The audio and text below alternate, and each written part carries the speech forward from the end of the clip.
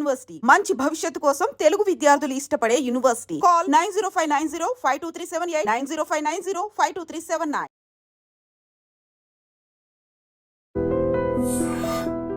నమస్కారం, welcome to I dream. నేను మీ Jhansi. Gas trouble సమస్య అందరిలో చాలా ఎక్కువగా ఉంటుంది.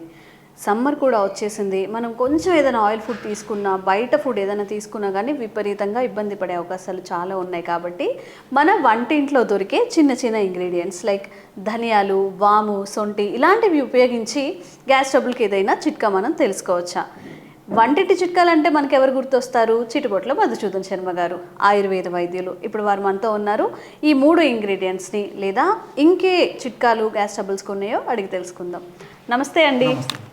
సో అయితే గ్యాస్ ట్రబుల్ అనేది ఇప్పుడు జనరల్గా ఇయర్ మొత్తం ఒకలా చూసుకుంటే సమ్మర్ ఒకలా చూసుకోవాలి. మనం ఎంత అవాయిడ్ చేసినా కానీ బయట ఫుడ్ తింటూ ఉంటారు. పిల్లలకి హాలిడేస్ అని చెప్పి ఎక్కువగా జంక్ ఫుడ్ తింటూ ఉంటారు. కాబట్టి గ్యాస్ ట్రబుల్ సమస్యలు పెద్దవాళ్ళలో కాకుండా పిల్లవాళ్ళలో కూడా వచ్చే అవకాశం ఉంది. కాబట్టి చిన్న చిన్న చిట్కాలు, ఇంట్లో చిన్న చిట్కాలతో ఏదైనా గ్యాస్ ట్రబుల్కి చెక్ పెట్టే అవకాశం ఉందా?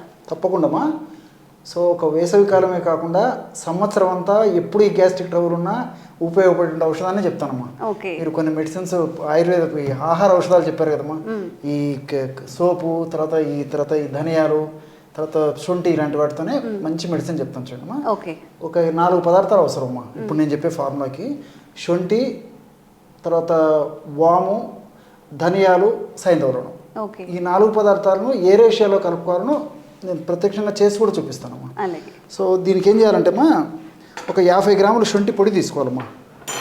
శొంఠి పొడి మనకు మార్కెట్లో శొంఠి కొమ్ములు దొరుకుతాయమ్మా. శొంఠి కొమ్ములు పొడి కూడా మార్కెట్లో దొరుకుతుందమ్మా. అల్లాన్ని ఎండించేసేసి తయారు చేసినటువంటి ఔషధం ఏదైతే ఉందో అదే మా శొంఠి. అల్లాన్ని డ్రై చేసి కొన్ని ప్రత్యేక పద్ధతుల ద్వారా చేసినటువంటిది ఈ శొంఠి. ఈ శొంఠి పొడి మనం ఈజీ కూడా తయారు చేసుకోవచ్చు అమ్మా. మిక్సీలో వేసేస్తే చాలా ఈజీగా పౌడర్ అయిపోతుంది. ఈ శొంఠి పొడి ఒక 50 గ్రామ్స్ తీసుకోవాలమ్మా. 50 గ్రామ్స్ ఔషధం తయారు చేసి చూపించేందుకు నేను ఇక్కడ కొద్దిగా మాత్రమే వాడుతున్నానమ్మా. మన ప్రేక్షకులు మాత్రం నేను చెప్పిన రేషియోలో కలుపుకొని వాడుకుంటే సరిపోతుంది. సో 50 గ్రామ్స్ శొంఠి పొడి తీసుకోవాలమ్మా. అలాగే రెండవ పదార్థంగా వామమ్మా. దీన్నే అజవాయిను, అజమోదు, ఓమము అనేటువంటి పేర్లతో పిలుస్తుంటారమ్మా. ఇది కూడా మనకు సంవత్సరం అంతా మార్కెట్లో దొరుకుతుంది, మన ఇండియాలో కూడా ఉంటుందమ్మా. కాస్త వేయించేసేసి ఈ విధంగా పౌడర్ తయారు చేసుకొని ఈ యొక్క ఓము చూర్ణాన్ని ఒక 25 గ్రామ్స్ తీసుకోవాలమ్మా. అంటే శొంఠి పొడి 50 గ్రామ్స్ అయితే అందులో హాఫ్ వాము పొడి కలుపుకోవాలమ్మా.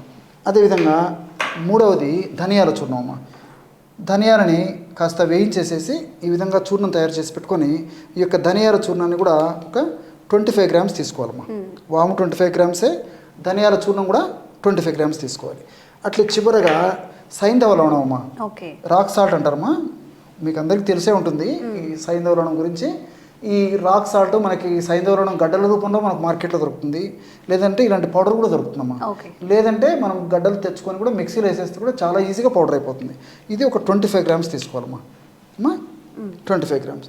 ఇప్పుడు మనం ఏమేమి తీసుకున్నామంటే 50 గ్రాములు శొంఠి పొడి తీసుకున్నాము, 25 గ్రాములు వామును వేయించి చేసినటువంటి చూర్ణం తీసుకున్నాము.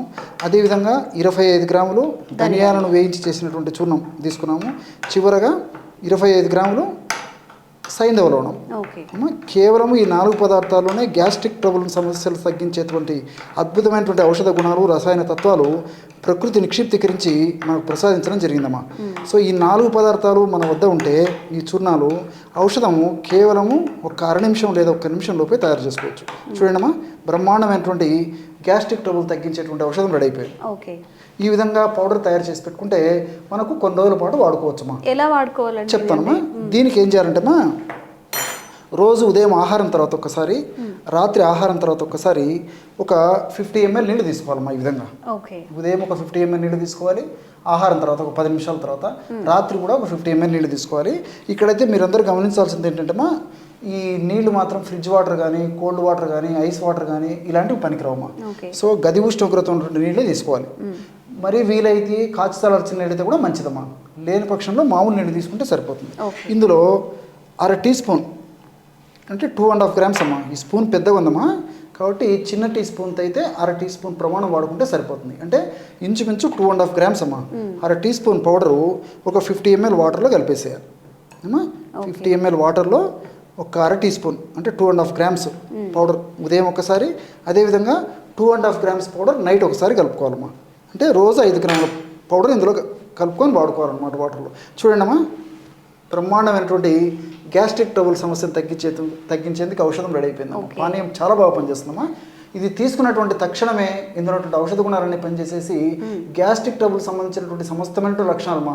అంటే ముఖ్యంగా కడుపు ఉబ్బరంగా ఉండడము, కడుపు నొప్పిగా ఉండడము, ఆకలి కాకపోవడము, తీసుకున్న ఆహారం సరిగ్గా జీర్ణం కాకపోవడము, అదేవిధంగా గ్యాస్ పోతూ ఉండడము, తర్వాత తేనుపులు వస్తుండడము, నోట్లో నీళ్లు ఊరుతుండడము, మోషన్ సరిగ్గా కాకపోవడము, ఒక్కొక్కసారి మోషన్ అయినా సంతృప్తికరమైన మోషన్ రాకపోవడము, మోషన్స్ 3-4 సార్లు మోషన్స్ అవుతుండడము, ఇలాంటి అనేక రకాలైన లక్షణాలను చెక్ పెట్టేందుకు ఇప్పుడు నేను చెప్పినటువంటి ఔషధం చాలా బాగా పనిచేస్తుందమ్మా.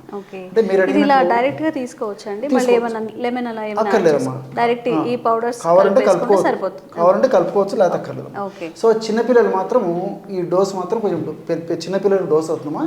చిన్నపిల్లలు అయితే 1 గ్రామ్ పౌడర్ వాడుకోవాలి. ఇప్పుడు నేను చెప్పింది పెద్దవాళ్ళ డోస్ అమ్మా. సో ఇక్కడ ఇంకోటి ఏంటంటే ఈ మధ్య కాలంలో మరి చాలా మంది ఇళ్లలో కూడా ఈ గ్యాస్ట్రిక్ ట్రబుల్ సమస్యతో చాలా మంది బాధపడుతుంటారు, రకరకాల మందులు వాడుతుంటారు. అలా కాకుండా ఇంట్లో ఇంచుమించు కుటుంబ సభ్యులు ఎక్కువ మంది బాధపడుతుంటారు కాబట్టి మనం ఒకసారి ఔషధం తయారు చేసి పెట్టుకుంటే మా కుటుంబ సభ్యులందరూ వాడుకోవచ్చు. రెండవది ఏంటంటే ఇది ఎక్కువ రోజు నిలువ ఉండదమ్మా. కాబట్టి నేను చెప్పినటువంటి పద్ధతిలో ఔషధం తయారు చేసుకుని వీలైనంత వరకు 2 months లోపల అయిపోయి చేసుకోవాలమ్మా. తర్వాత మళ్ళీ ఫ్రెష్గా తయారు చేసుకుని వాడుకోవడం వల్ల రిజల్ట్స్ ఫాస్ట్గా ఉంటాయి అన్నమాట. సో ఔషధం ఎక్కువ కాలం నిల్వ ఉంచడం వల్ల ఏమవుతుందంటే ఇందులో ఔషధ గుణాలు తగ్గిపోయి ఆశించిన స్థాయిలో దానికి ఫలితం ఉండదమ్మా. కాబట్టి మ్యాక్సిమం ఒక 2 months లోపల ఈ పౌడర్ తయారు చేసుకునేది అయిపోయి చేసుకోవాలి. అయితే డాక్టర్ గారు జనరల్గా సొంటి కానీ మనం మిరియాలు కానీ యూజ్ చేసినప్పుడు ఎక్కువ బాడీ హీట్ అవుతుంది అంటూ ఉంటారు. మరి అలాంటి వాళ్ళకి డైరెక్ట్ తీసుకోవచ్చు అంటారా, పర్లేదా? చాలా మంచి ప్రశ్నమ్మా. కొంతమందికి బాడీ వేడి తత్వం ఉంటుందమ్మా. వేడి తత్వం ఉండడం ఒకటి. కొంతమంది ఏంటంటే నీళ్లు సరిగ్గా తాగరు.